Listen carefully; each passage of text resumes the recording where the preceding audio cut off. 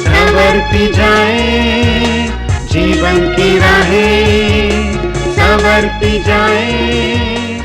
नमस्कार श्रोता भाई और बहनों, मैं हूँ रवि और मेरा नाम है पूजा। श्रोताओं, हम आपके लिए लेकर आए हैं जानकारी और मनोरंजन से भरपूर ये रेडियो कार्यक्रम संवरती जाएं जीवन की राहें, जो आप तक पहुंच रहा है भारत सरकार के सामाजिक न्याय और अधिकारिता विभाग के सौजन्य से। श्रोताओं, आज जिस विषय की जानकारी हम आपको देने वाले हैं वो है अनुसूचित जातियों के मेधावी विद्यार्थियों के उच्च स्तरीय शिक्षण के लिए केंद्रीय छात्रवृत्ति योजना। भाई, बहुत ही महत्वपूर्ण विषय है, तो चलिए शुरू करते हैं कार्यक्रम संवरती जाएं जीवन की राहें। संवरती जाए जीवन की राहें।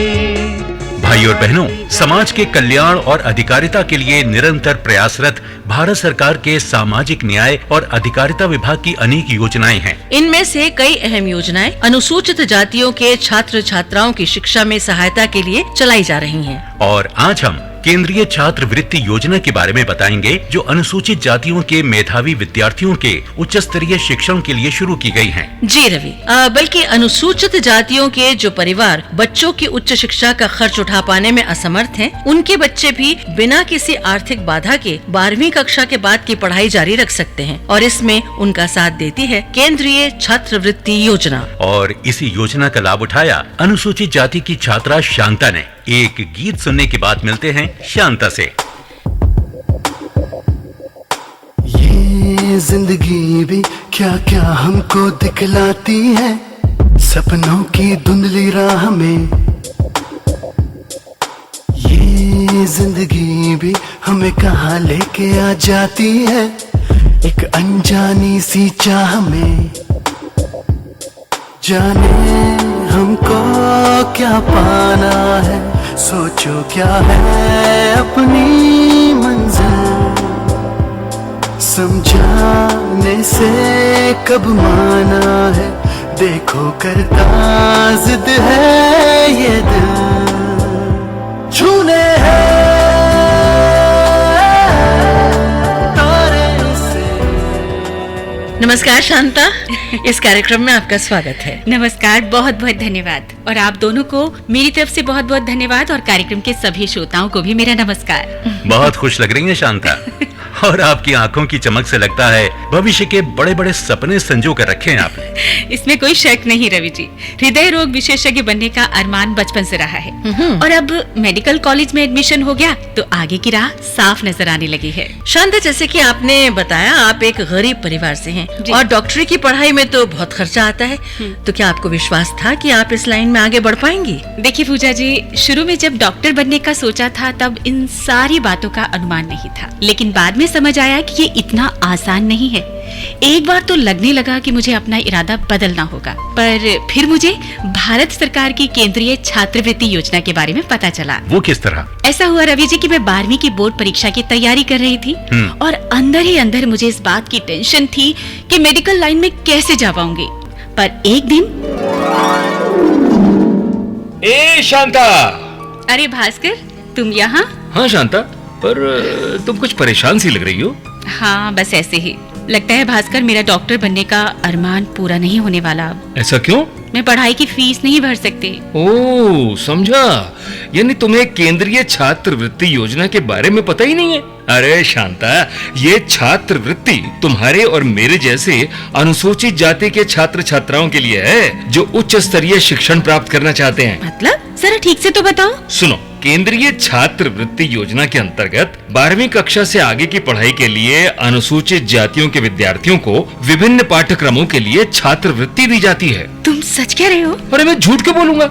अरे मैं खुद इसलिए निश्चिंत हूँ कि IIT से इंजीनियरिंग की पढ़ाई का मेरा सपना इसी छात्रवृत्ति से ही पूरा होगा। भास्कर, क्या मुझे भी ये छात्रवृत्ति मिल सकती है? बिल्कुल मिल सकती है। अनुसूचित जाति के छात्र छात्राएं जिनके परिवार की सालाना आय सभी स्रोतों से 8 लाख रुपए से ज्यादा नहीं है, और जिसने संस्थान की प्रवेश परीक्षा में अच्छा रैंक हासिल किया है, उन्हें इस छात्रवृत्ति का लाभ मिल सकता है। अच्छा, तो इसमें कौन कौन से शिक्षा संस्थान शामिल हैं भास्कर? देखो भाई, सभी उच्च शिक्षा संस्थान जैसे कि IIM, IIT, NIT और सरकारी व्यावसायिक वायुयान चालक प्रशिक्षण संस्थान, डॉक्टरी या वकालत की शिक्षा देने वाले सभी प्रतिष्ठित सरकारी संस्थान और प्राइवेट सेक्टर के अधिसूचित संस्थान आदि। और इस छात्रवृत्ति में कौन कौन से खर्चे मिलते हैं? शांता, इसमें ट्यूशन फीस और नॉन रिफंडेबल चार्जेस को मिलाकर और सभी जरूरी खर्चे शामिल हैं। हाँ, अगर कोई विद्यार्थी प्राइवेट सेक्टर के अधिसूचित संस्थान में प्रवेश लेता है तो उसके लिए सालाना 2 लाख रुपए की सीलिंग रखी गई है। अच्छा। कमर्शियल पायलट ट्रेनिंग के लिए प्राइवेट सेक्टर फ्लाइंग क्लब में प्रवेश लेने वाले छात्र के लिए सालाना 3,72,000 रुपए की सीलिंग रखी गई है। अच्छा, और इसके अलावा क्या क्या मिलता है? इसके अलावा शैक्षणिक भत्ता मिलता है, जिसमें पढ़ाई के प्रथम वर्ष में 86,000 रुपए और बाद के प्रत्येक वर्ष के लिए 41,000 रुपए दिए जाते हैं। ये भत्ते लिविंग एक्सपेंसेस, किताब, स्टेशनरी और प्रतिष्ठित ब्रांड का एक नया कंप्यूटर या लैपटॉप और साथ में UPS, प्रिंटर आदि एक्सेसरीज का खर्चा उठाने के लिए प्रदान किए जाते हैं। भास्कर, ये योजना तो बहुत लाभकारी है। यानी ये छात्रवृत्ति कोर्स पूरा होने तक मिलती रहती है। हाँ, लेकिन कोर्स के दौरान छात्र की परफॉर्मेंस सेटिस्फैक्टरी होनी चाहिए। अगर नहीं तो छात्रवृत्ति बंद हो जाती है। बिल्कुल जायज बात है। अच्छा भास्कर, ये बताओ कि ये छात्रवृत्ति पाने के लिए क्या करना होगा? बस अधिसूचित संस्थान में प्रवेश लेना है, फिर छात्रवृत्ति का फॉर्म नेशनल स्कॉलरशिप पोर्टल पर भरना है। फिर सिलेक्शन हो जाने पर छात्रवृत्ति मिलना शुरू हो जाएगी। अरे वाह, आज का दिन तो बहुत अच्छा है जो तुमसे मिलना हुआ मेरा। पर ये योजना शुरू कब हुई थी? सन 2007 में सरकार ने ये योजना शुरू की। फिर जनवरी 2012, जून 2016, सितंबर 2018 और वर्ष 2020-21 में इस योजना को अपग्रेड किया गया था। अब पूरे देश में उत्कृष्ट शिक्षा संस्थानों में इस छात्रवृत्ति योजना का लाभ दिया जाता है। क्या बात है, thank you so much Bhaskar. You are welcome. तो इस तरह मुझे केंद्रीय छात्रवृत्ति योजना के बारे में पता चला और समय आने पर मैंने इसका लाभ उठाया। जी जी। शांता, अपनी कहानी के माध्यम से आपने हमारे श्रोता भाई और बहनों को इस योजना की जानकारी दी, इसके लिए आपका धन्यवाद। हाँ, धन्यवाद बहुत आपका। बहुत धन्यवाद।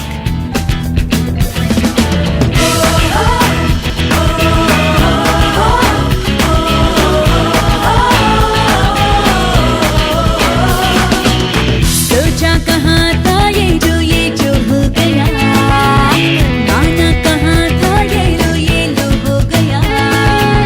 चुटकी कोई काटो ना है हमको होश में, कदमों को थामो ये है उड़ते जोश में।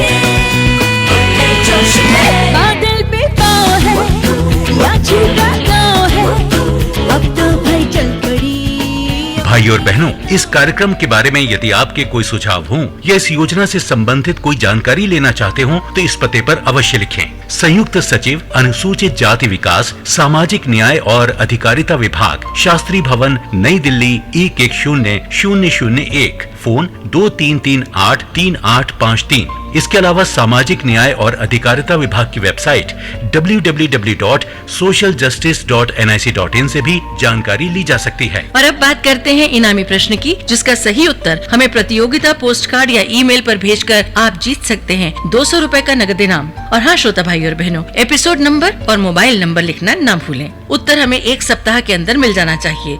तो नोट करें आज के एपिसोड नंबर 9 का इनामी प्रश्न है, शांता को केंद्रीय छात्रवृत्ति योजना के बारे में किसने बताया? प्रश्न एक बार फिर, शांता को केंद्रीय छात्रवृत्ति योजना के बारे में किसने बताया? अपने उत्तर हमें इस पते पर भेजें, संवरती जाए जीवन की राहें, episode number 9, post box number 3565, नई दिल्ली 110024। आप अपने उत्तर ईमेल द्वारा भी भेज सकते हैं। हमारा ईमेल आईडी है radiosjjr2021@gmail.com। दोस्तों, आपको याद दिला दें कि आप ये दिलचस्प और उपयोगी कार्यक्रम भारत सरकार के सामाजिक न्याय और अधिकारिता विभाग यानी department of social justice and empowerment के सौजन्य से सुन रहे थे। इसी के साथ हमारी आज की कड़ी यहीं संपन्न होती है। नमस्कार।